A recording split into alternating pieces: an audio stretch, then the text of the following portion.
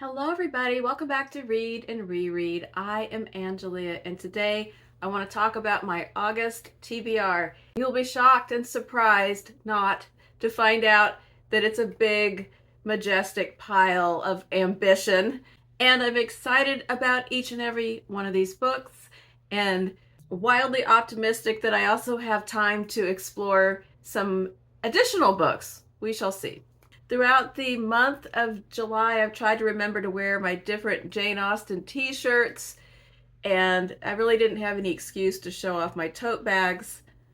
The baggage didn't factor into it, but I wanted to close out the month as we look ahead to August with my Captain Wentworth letter shirt. I don't know if you can see very much of it, but it is one of the best letters of all time in literature on a t-shirt from Persuasion. And I had a wonderful Jane Austen July. In fact, I even have an overflow couple of books that I want to read in upcoming months, but that's another story. Today we're going to talk about August, and there are a couple of monthly annual events that I'm participating in, a special project, and just some ongoing projects. So this is my best estimation of what I'm going to read, but I know that I'm going to get distracted, completely thrown off course tomorrow when the booker list comes out. So I know I'm going to want to read some of those books as well. Maybe I'm not going to try to fit them all into August, but it's going to influence me and make me want to shift things around and make space. But I don't know what those are yet. So for now, we're going to go with what I know that I want to try to read this month. First event is one in which I am co-hosting, and it is the T.S. Eliot in July event that I made an announcement video about a couple weeks ago. We have a great group of people assembled that we're going to talk about some of the most significant poetry of this early 20th century poet. For this event, I have the Flo Smoot copy of The Love Songs of J. Alfred Prufrock in this book. That's where we're going to start, I believe. I also have the Annotated Wasteland. I got this copy for all of the annotations and notes, but the previous owner annotated the living blue blazes out of this book as well, so that's a little distracting. But I do have a copy of the poem in another anthology, so I could read the notes alongside that other copy. I borrowed from the library old Possum's book of Practical Cats. This is the exact same edition I used to have before Betsy the Greyhound ate it, and it has the illustrations by Edward Gorey throughout, which is really fun. The thing that I'm missing is the 4 quartets, so I need to get a copy of those before we get to that part of the study. I know I can pull them up online, but I don't know if I want a print copy. I'm really excited about reading those poems again in the company of friends and just gaining more insight into that work. If you would like to join us, the Discord, as I mentioned, is hosted by Thomas from Art and Lit Matters, who is the head of this project, and I will put that link there, and come on in and read some poetry. So that's going to be my poetry focus this month. I kind of fell off in July because I was juggling 3 books most of the time.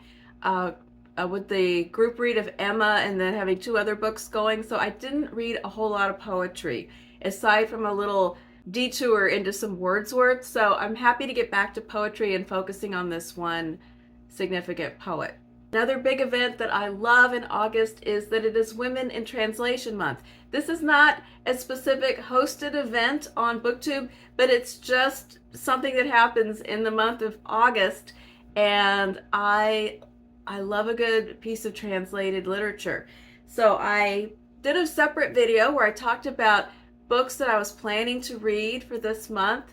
But when I did that video, a couple of different friends spoke up and proposed some buddy reads. So I have some friends to read these books with now. I'm going to be reading Pale Shadows by Dominique Fortier and translated by Rhonda Mullins. I'm going to read this with my friend Michael.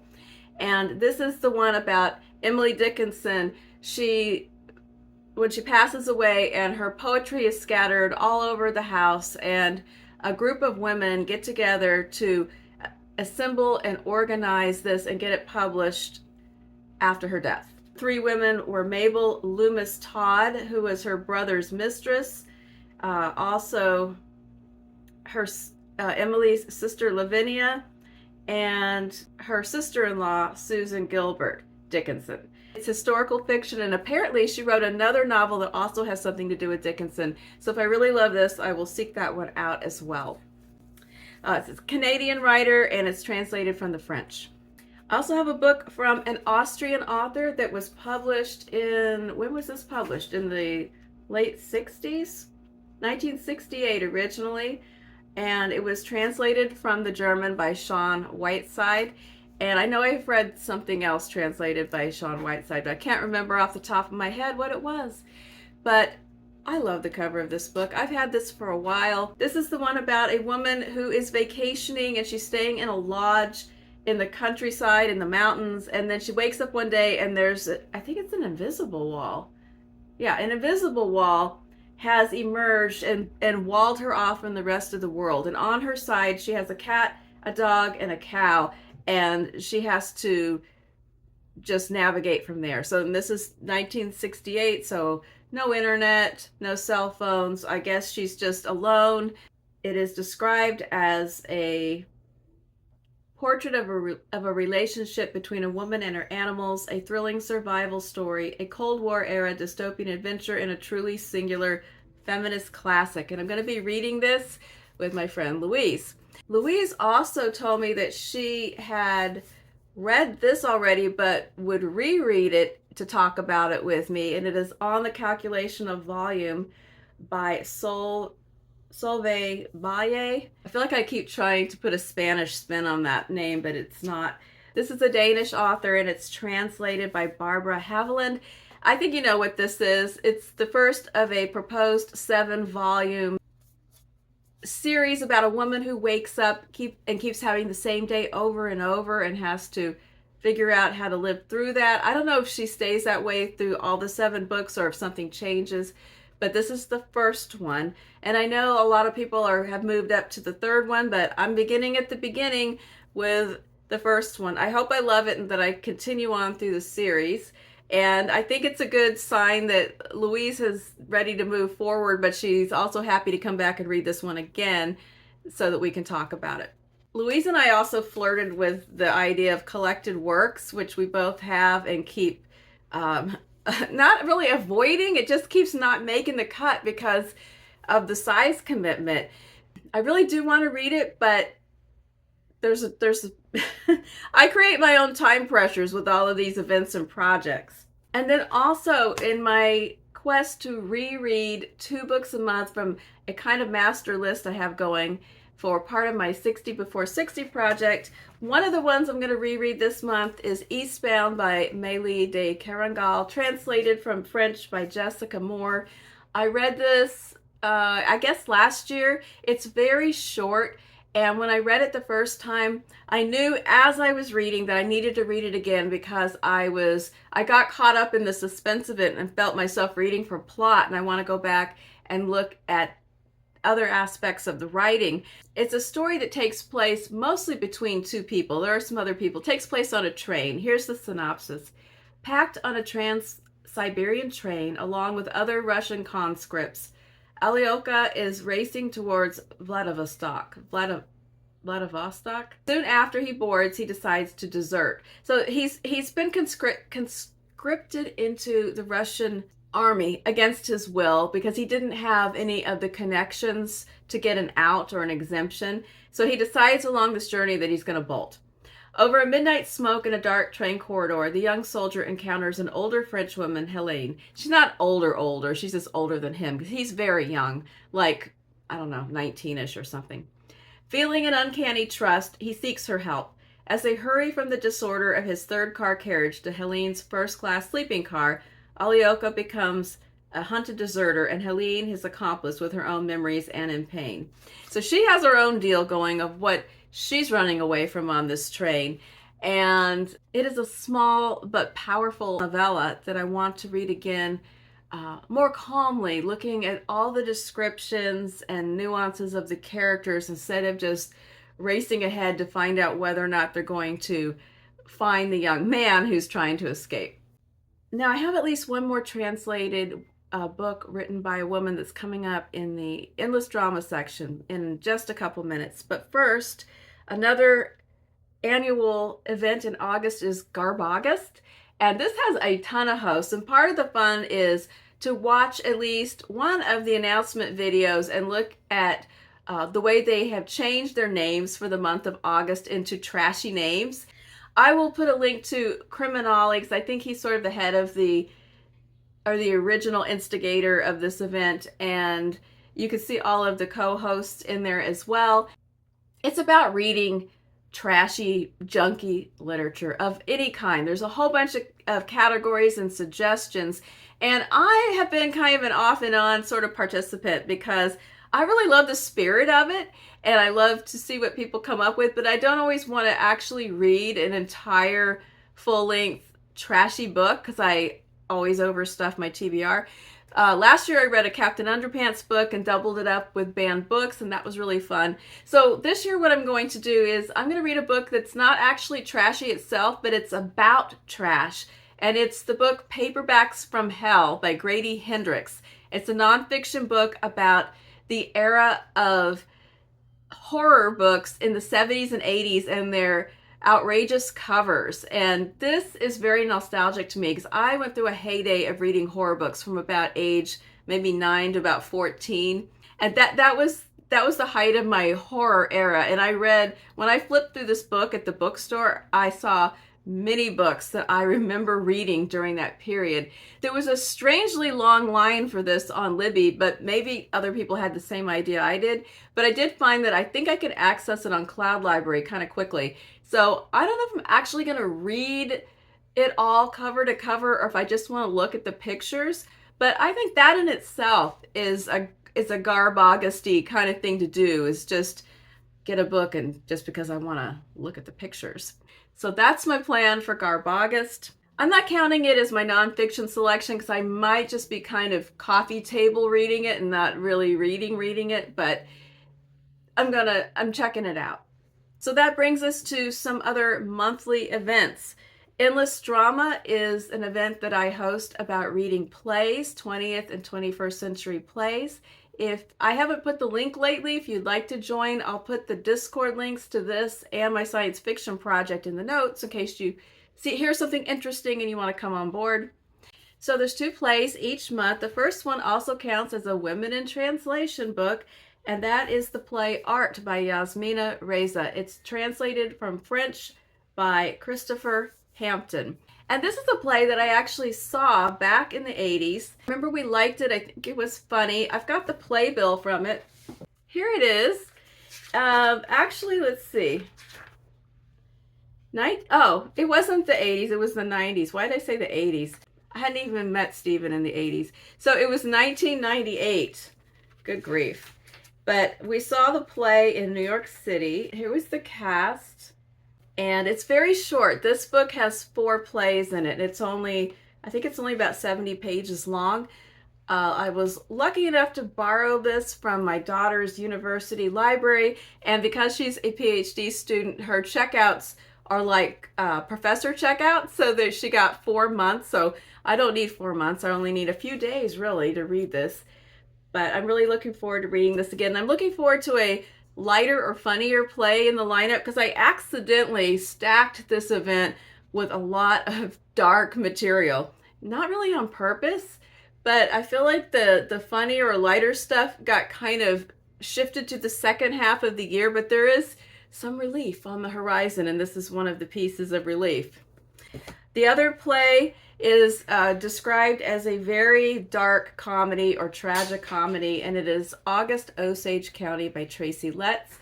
I think that this did win the Pulitzer Prize in 2007. I'll have to double check. But this is a family saga. It takes place in Oklahoma. That's about all I got. I'll tell you more when I read it, but that is the second play in the project this month. The other Discord thingamajig that I'm hosting is Science Fiction Double Feature, which is also part of my 60 Before 60 project, yada, yada, yada.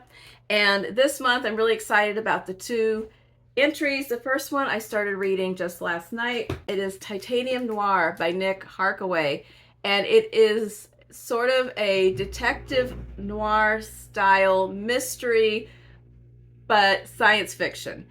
So there's a detective named Cal Sounder who works with the police, and his specialty is solving crimes that have to do with titans, who are these people who have been genetically enhanced, and the enhancement might occur to save them from a disease or a life-threatening injury, but part of the side effect of it is that it accelerates everything. And so these people are super tall, super strong, kind of immortal. So he's called to a crime scene at the beginning of a man who is a titan. He's almost 8 feet tall, and it has been staged to look like a suicide, but he pretty much very quickly thinks it's a murder. I've only read the first chapter, but his narrative voice was funny. I liked the noir kind of style, and then it's vaguely dystopian, a little bit in the future, and there's something about a big corporation that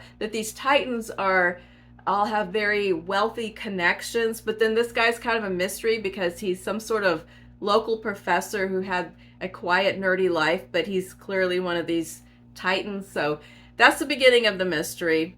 Also that Cal's ex-girlfriend used to be just a regular human, but now she's a titan, and something about how that came to happen caused their breakup. I'm really excited about the fun factor here, and I love the idea of those two kinds of styles, dystopian and noir, being mashed up together. So I think this is going to be a good time. And then the other one for science fiction double feature is a modern classic, and it is The Left Hand of Darkness by Ursula K. Le Guin. I have this vague notion that I might have read this many years ago, but it is so, I can't claim it, so I'm going with not having read it. So, and I don't have a copy, so there's no evidence whether this happened or not, so we're just gonna say I didn't. Something I found out about this book is that you cannot find in the wild a secondhand copy of this book, because I've been on the hunt for quite a while, and so has Cooper, my daughter's boyfriend, and we discussed, have you found The Left Hand of Darkness yet? So I did get it from the library, and I know I could get it secondhand online, but I just hadn't done it. One of the problems is I like hardcovers, but this hardcover edition that I do like the design of, unfortunately has a big, right in the middle, introduction by Neil Gaiman, and he is on my no-fly list, so I don't want to buy a book with his name emblazoned on the front of it. So I know when this copy was put together, they didn't know that there was problematic Neil Gaiman things, but I'm not going to buy one. So that's a really long-winded story. I could have just said I checked the book out of the library and moved on, but I didn't. But I did, so here it is from the library. We're going to read The Left Hand of Darkness. It's a science fiction classic, has something to do with a planet or a future or something, and people have, I don't know, they're gender fluid or something like that. Don't you love these great synopses I provide? So I'm really looking forward to reading The Left Hand of Darkness. Now, every month I do try to read at least one nonfiction book. So, like I said, I'm not going to count Paperbacks from Hell. I am going to count another buddy read that Louise and I talked about, which is Are You My Mother by Alison Bechdel. I'm waiting for it from the library, and again, a surprisingly long line for a backlist book. I think the explanation is because she has a new book out and people are going back and reading the older ones and working their way up, which I guess is kind of what I'm doing as well. But we had talked a while back about reading that, and we had settled on August, and then when I went to reserve the book, I found myself in a line. So I'm in a line for the print copy and the Libby copy, and when it happens to come forth, that's when we will read it. But to hedge my bets, I also have, here it is again, H is for Hawk by Helen MacDonald. I didn't get to it in June, I didn't get to it in July, but I do very much want to read it. So I am going to read it in August. going on the record to commit to fitting this book into August because I have been looking forward to it for 3 months now. The banned book at my local library this month in the Banned Book Club is a book that I am terrified to read, that I've had for years, but I didn't buy it for myself. Something fell. This was on one of Emma's reading lists in AP English, and then so I went out and bought a copy. I bought some books that were on the syllabus, and this one they never got to. The teacher rearranged or went a different direction, so they never did read it. But I kept it because I've always heard about how excellent it is, and I thought somebody in the family at some point will want to read it. I never wanted to read it because I avoid war books. And I've already been stretched once in recent months by reading Richard Flanagan's book that I always mess up the title of, the long road to the deep north. Every single time. I read it with Michael, and neither of us can ever remember the title of this book. The Narrow Road to the Deep North. The word long is not in this title, but it will not leave my brain. Anyway, I read it. It was excellent. It was also very harsh and brutal because of the scenes in the prisoner of war camps. So here we go with another war book, and it's The Things They Carried by Tim O'Brien. And I know someone's going to come in and tell me how wonderful it is, and I believe you. I have great trepidation about reading it, but I do like participating in the Banned Book Club, so I'm going to give it a shot. And even if I have to bail, I will still go to the meeting. And then I will have justified buying this copy 6 or 7 years ago. So that leaves me with my commitment to reread at least 2 books a month. Eastbound, and the other one's a question mark. Could be from one of those ones that I shared a couple weeks ago. I read the Hotel du Lac out of that pile for July, but I could come back to that pile and pick one for August, or I could go rogue and pick something else altogether off of my master list based on my mood. We'll see what happens.